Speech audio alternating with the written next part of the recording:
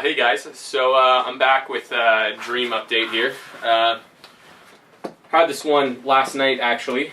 Again, quite bizarre. I don't know what is up with me and going to like BC kind of area, like, you know, vacation kind of, you know, places, but I'm going to a cabin, right? Get there to the cabin, there's a big group of people of us there, like, I don't know, young and old, like, I'm kind of more thinking family, friends kind of thing like that, because my mom was inside the cabin, as well as my godmother, actually, and we're all out on the deck, which is kind of a dock thing, it's floating around, we're having a couple beers kind of thing, right? Everyone's kind of jumping off the deck, like, you know, no problem, right? I jump off and I dive in kind of head first, hands out, I dive into the water, and the water is actually about 2 feet deep, I realize once I get down there.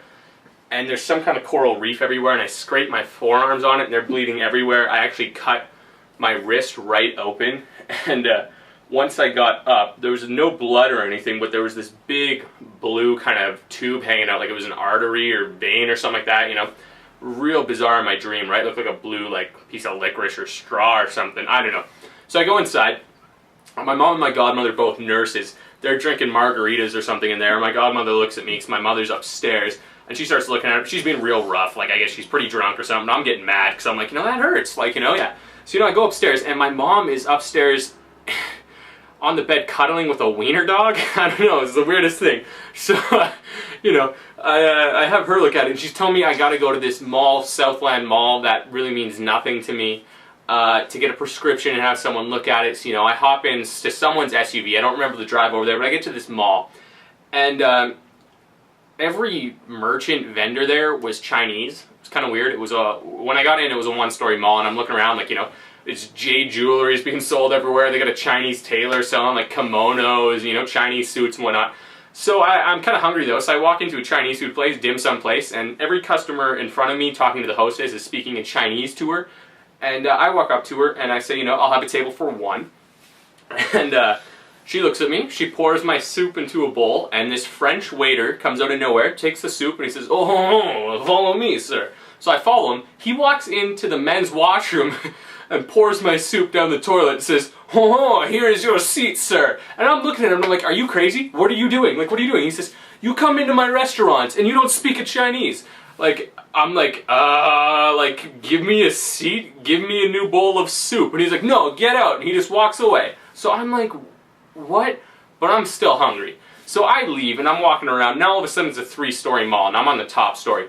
I'm looking around and every second store is a Dairy Queen, but none of them serve hot food. What is that, right? I'm in the, like, you know, the mood for some hot food. So I go downstairs and I'm Canadian, by the way. I finally find a Tim Hortons and I'm kind of feeling like some chili, but I want to keep my options open, right? So I'm walking through there and I walk next to some, you know, refrigerators, got a bunch of soda pop and stuff in it, right? And they have these big jars of fruit and candy, like strawberries, blueberries, whatever. So I'm walking and I make it to this dead end of the mall, which is basically an old arcade that has not been in use for years, probably cobwebs and stuff everywhere. And I notice this security guard's been following me.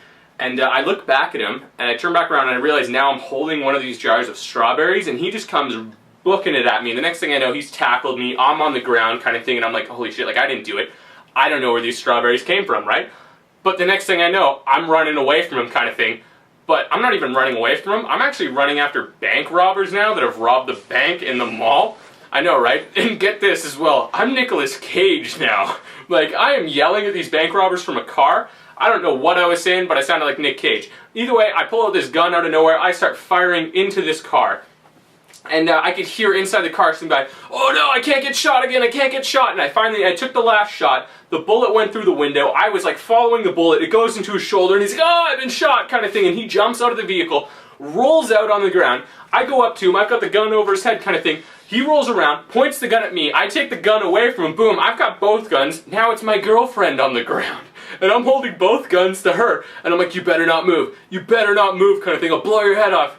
Boom, I have no ammo left. She just looks at me and she's like, "Come on, do it, whatever, blah, blah, blah." I just turn around, I go, and I gotta run back to this bank.